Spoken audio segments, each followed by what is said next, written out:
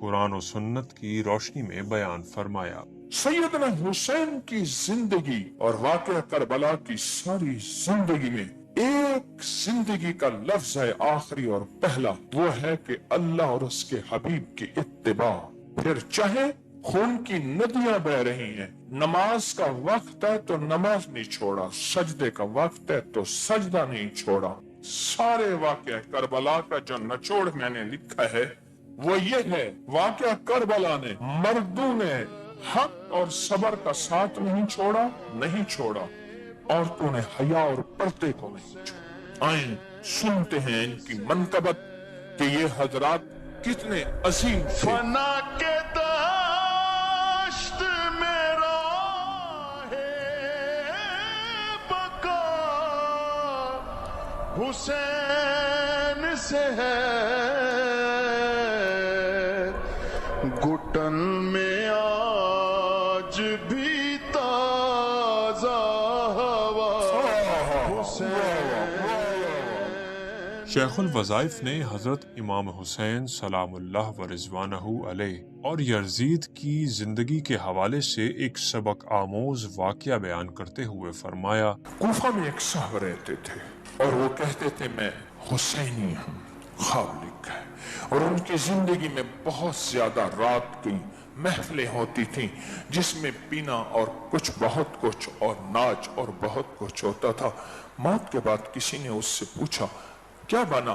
کہا میرے حسین مجھے معاف نہیں کر رہے۔ میرا اللہ کہتا ہے حسین معاف کرے گا تو میں تجھے معاف کروں۔ تو نے ساری زندگی میں مجھے بدنام کیا، نام میرا لیتا تھا اور زندگی میرے دشمنوں کی گزارتا تھا۔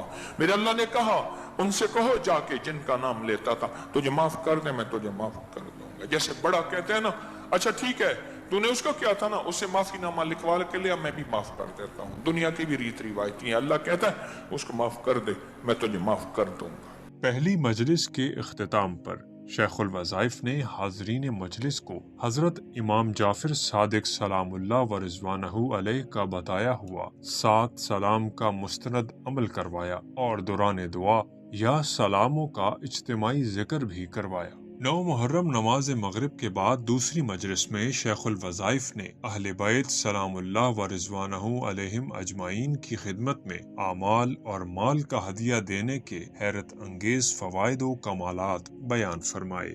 غالباً 1997 کی بات ہے، ایک صاحب کئی سالوں کے بعد مجھے ملے، تو میں نے یہ تذکرہ آل رسول کے ساتھ دوستی لگانے کا، حضور کے گھرانے کے ساتھ دوستی لگانے کا یہ موضوع بیان کیا۔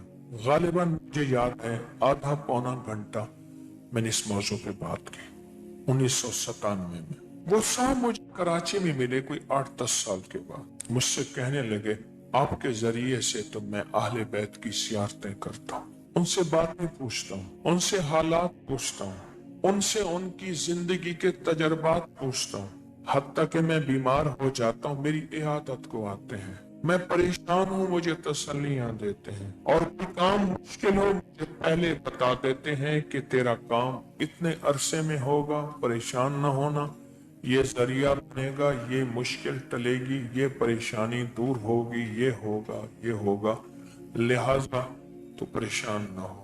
میں نے پوچھا کس وجہ سے؟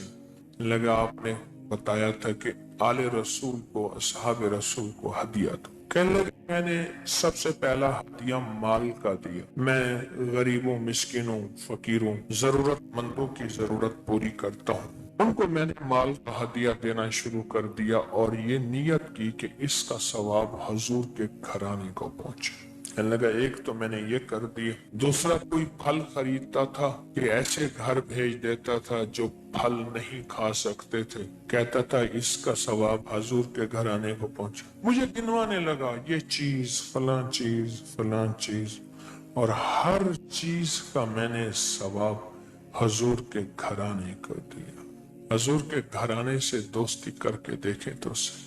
شیخ الوظائف نے مجلس کے شرکا کو اہل بیت سلام اللہ و رضوانہ علیہم اجمعین کو اعمال کے ہدیے کی برکت کا اپنا ذاتی مشاہدہ بیان فرماتے ہوئے حضرت علی رضی اللہ تعالی عنہ اور حسنین کریمین سلام اللہ و رضوانہ علیہم اجمعین کی خواب میں زیارت کا اپنا روح پرور خواب سنایا۔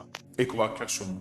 شیخ نے اپنے لکھا ہے کہ ایک قافلہ تھا، رات کو اس نے قیام کیا ایک جگہ، وہاں ایک قبر تھی اور تھی سخی کی قبر تھی، سخی کی قبر تھی۔ یہ فضائل حج فضائل صدقات میں شیخ الحدیث رحمت اللہ علیہ نے لکھا ہے، رات کو ایک بندے کے خواب میں آئے، کہنے لگے ایک قافلہ پردیشیوں کا آیا ہے تو میں اس کی دعوت کرنا چاہتا ہوں۔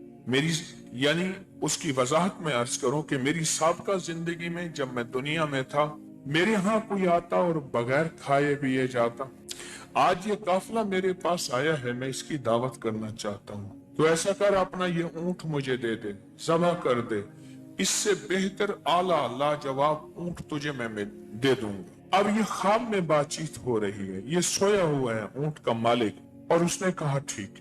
اس نے اونٹ کو باندھا، پکڑا، اس کو چھری پھیر دی۔ خواب میں آنکھ کھولی تو دیکھا تو اونٹ کی چھری پھری ہوئی تھی، بھاگ کے ذبح کیا۔ اب اٹھے لوگ فوراً، کیا ہوا؟ تو اونٹ تو ذبح پڑا تھا۔ اس نے کہا یہ کیا ہوا؟ ایسے خواب میں آیا، بات ہوئی، ایسے خواب میں واقعہ ہوا، اور صاحب قبر ہیں، ان کی قبر ہے، انہوں نے خواب میں مجھے کہا کہ یہ مہمان آئے ہیں اور مہمانوں کے ساتھ جو ہے ان کی ضیافت ہونی چاہیے، تو مجھے اپنا اونٹ دے دے، اس سے بہتر اونٹ۔ عقل والوں نے تو اس کو سمجھا نہیں، عقل والوں نے تو کیا اعتراض، عشق والوں نے کہا کہ سچ ہے۔ اونٹ کو ذبح کیا، قافلے والوں نے پکایا، کھایا کر کے اب تھوڑا سا ہی ابھی چلے تھے تو ایک صاحب آواز دیتے ہوئے آیا، فلاں ابن فلاں کہاں ہیں؟ فلاں فلاں کا بیٹا۔ انہوں نے کہا میں ہوں۔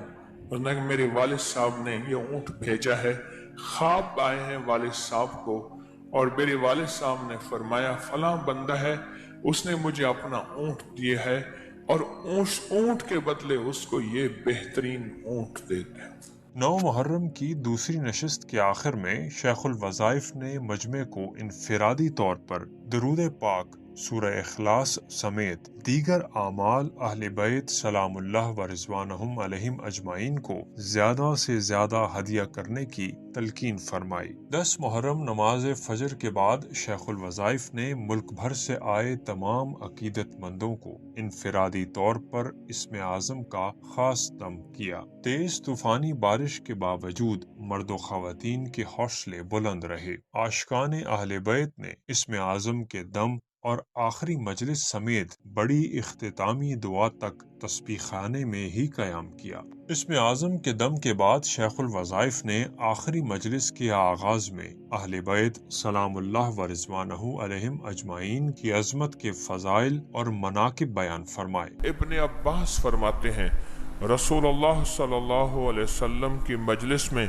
حضرت ابو بکر بیٹھنے کی خاص جگہ تھی، وہاں وہ صرف حضور ابو بکر ہی بیٹھتے تھے، وہ صرف حضرت عباس کے لیے اٹھا کرتے تھے۔ حضرت عباس کے اس اکرام سے حضور کو خوشی ہوتی تھی۔ حضور کے چچا جب مجلس میں آتے تو صدیق اکبر رضی اللہ تعالی اپنی جگہ سے اٹھتے ان کے احترام کے لیے، تو حضور کو اس احترام میں خوشی ہوئی۔ ایک دن حضرت عباس سامنے سے آئے، حضرت ابوبکر اپنی جگہ سے ہٹ گئے، حضور نے ان سے فرمایا تمہیں کیا ہوا؟ انہوں نے کہا یا رسول اللہ آپ کے چچا سامنے سے آ رہے ہیں۔ حضور نے فرمایا، حضور نے حضرت عباس کی طرف دیکھا اور مسکراتے ہوئے فرمایا، حضرت ابوبکر کی طرف متوجہ ہو کے یہ عباس سامنے سے آ رہے ہیں، انہوں نے سفید کپڑے پہنے ہوئے ہیں، ان کی سفید کپڑے پہنے ہوئے ہیں۔ اللہ اکبر، اللہ اکبر۔ حضرت عباس پہنچ گئے، انہوں نے کہا یا رسول اللہ آپ نے ابوبکر کو کچھ فرمایا؟ فرمایا ہاں میں نے ان کو خیر کی بات کہی ہے۔ अब्बास फरमान लगे मेरे माँ बाप आप पर कुर्बान हो, आप आराम सकूत फरमाएं, आप बैठें और आप हमेशा खैर की बात ही करेंगे। दौरान मजलिस शेखुल वज़ाइफ ने 10 मुहर्रम की हजारों साल पुरानी तारीख का पस मंजर बयान फरमाया। 10 मुहर्रम का दिन बहुत अजीम है। इसी दिन आसमान बना, इसी दिन जमीन बनी। 10 मुहर्रम को इसी दिन लौहो कलम बने, इसी दिन सूरज बना, इसी दिन चांद बना, इसी दिन सितारे बने और इसी दिन जन्नत बनी। इसी दिन आदम अलैहिस्सलाम पैदा हुए और इसी दिन उनकी तौबा कबूल हुई। इसी दिन हजरत इदरीस अलैहिस्सलाम को आसमानों पे उठाया गया। इसी दिन नूह अलैहिस्सलाम की कश्ती सैलाब से महफूज हुई। इसी दिन इब्राहिम अलैहिस्सलाम को अल्लाह ने अपना दोस्त खलील बनाया और इसी दिन अल्लाह ने उन पे आग को ठंडा किया, गुले गुलजार बनाया। इसी दिन इस्माइल अलैहिस्सलाम की पैदाइश हुई। इसी दिन 10 मुहर्रम को यूसुफ अलैहिस्सलाम को कैद से रिहाई नसीब हुई और इसी 10 मुहर्रम को मिस्र की हुकूमत मिली। इसी दिन यूसुफ और हजरत याकूब अलैहिस्सलाम आपस में जुदाई के बाद मिले। इसी दिन मूसा और उसकी कौम बनी इसराइल को फिरौन के जुल्म से नजात मिली। इसी दिन मूसा अलैहिस्सलाम पर तौरात नाजिल हुई। इसी दिन सुलेमान अलैहिस्सलाम को बादशाहत मिली। इसी दिन अय्यूब अलैहिस्सलाम को सख्त बीमारी से शिफा मिली। इसी दिन 10 मुहर्रम को यूनुस अलैहिस्सलाम 40 रोज मछली के पेट में रहने के बाद जमीन में वापस आए। इसी दिन यूनुस अलैहिस्सलाम की कौम को तौबा कबूल हुई और उनके ऊपर से अजाब टला। इसी 10 मुहर्रम को हजरत ईसा अलैहिस्सलाम की पैदाइश हुई। इसी 10 मुहर्रम को हजरत ईसा अलैहिस्सलाम को अपने दुश्मनों से नजात मिली। इसी दिन दुनिया में पहली रहमत की बारिश नाजिल हुई और इसी दिन कुरैश खाना काबा पर नया गिलाफ डालते थे और इसी दिन ही नवासे रसूल जिगर गोशाए बतूल फातिमा रजी अल्लाह अन्हो को मैदान करबला में शहीद किया और इसी दिन क़यामत कायम होगी। शेखुल वज़ाइफ ने मैदान करबला में हजूर नबी करीम सल्लल्लाहु अलैहि वसल्लम के घराने के तमाम शुहदा के मुकद्दस नाम पढ़े और मजमे के साथ मिलकर उनकी खिदमत में दरूद पाक का हदिया पेश किया। आए मैं आपको हजूर के घराने के कौन कौन से अफराद शहीद हुए थे उनका नाम सुनते जाएं और उन पे दरूद पढ़ के उनको हदिया देते जाए। मैं सारे नहीं, सिर्फ जो हुजूर के घराने में जो शहीद हुए थे मैं उनका नाम आपके सामने बयान करता जाता हूँ और आप दरूद पाक का उनको हदिया दें। नंबर 1 सैयदना हुसैन इब्ने अली। नंबर 2 हजरत अब्बास इब्ने अली जिनको अब्बास अलमदार कहते हैं। नंबर 3 अब्दुल्ला इब्ने अली, अली के बेटे। नंबर 4 उस्मान, अली के बेटे। नंबर 5 अबू बकर इब्ने अली, अली के बेटे। नंबर 6 मोहम्मद बिन अली, दरूद पढ़ रहे हैं। नंबर 7 औन इब्ने अली, औन, अली के बेटे। नंबर 8 कासिम बिन हसन, इमाम हसन के बेटे। नंबर 9 अब्दुल्ला बिन हसन। नंबर 10 अबू बकर बिन हसन, इमाम हसन के बेटे, उनका नाम अबू बकर। नंबर 11 अली बिन हुसैन जो अली अकबर के नाम से मशहूर हुए, उनका असल नाम अली बिन हुसैन था। नंबर 12 अब्दुल्ला बिन हुसैन जो अली असगर के नाम से मशहूर हुए। अल्लाहुम्मा सल्ली अला मुहम्मद व आले मोहम्मद। अब्दुल्ला बिन हुसैन जो अली असगर के नाम से मशहूर हुए।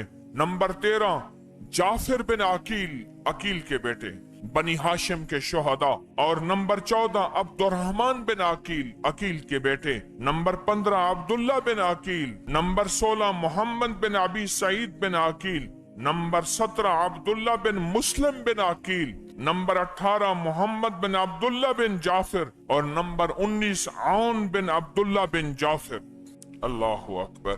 شیخ الوظائف نے حاضرین مجلس سے لقد جاءکم کے پرتاثیر کایا پلٹ نقش کے فوائد پوچھے اور ساتھ ہی اس نقش پر شہادت کی انگلی سے سورہ توبہ کی آخری 2 آیات لکھنے کا عمل کروایا۔ یاد رہے اس نقش کو ہر سال 26 محرم کو اپنے مقام پر لکھ کر پھلدار درخت سے باندھا جاتا ہے۔ کہتے ہیں اللہ نے اپنا گھر دیا ہے، 26 محرم کو یہ نقش میں نے لکھا اور کہاں لٹکایا؟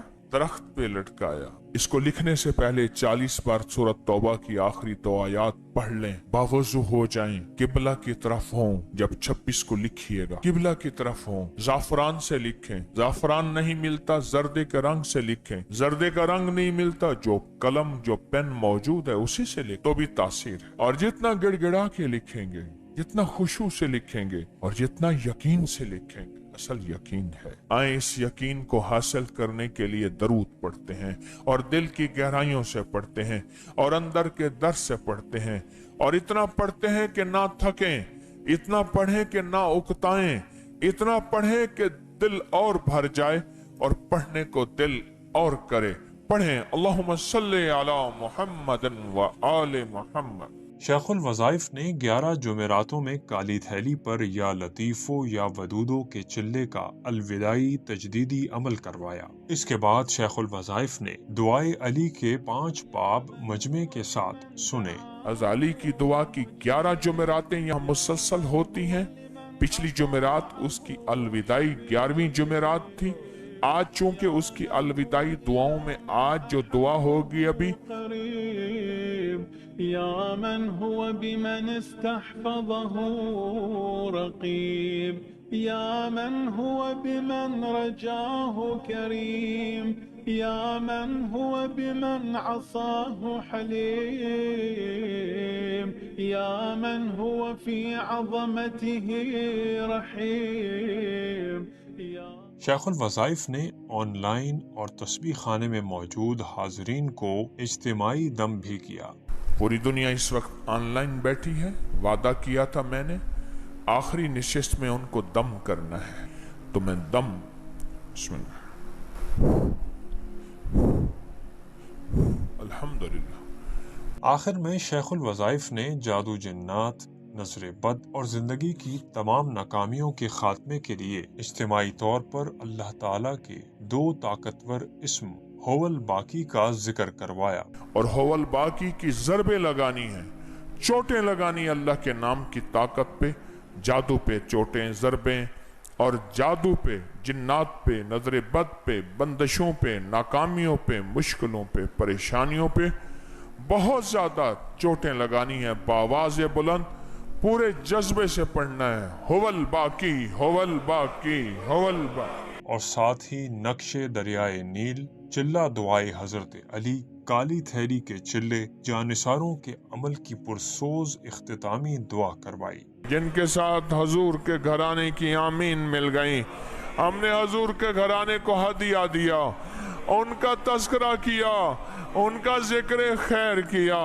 ان کی دعاؤں میں ہمارا حصہ مل گیا۔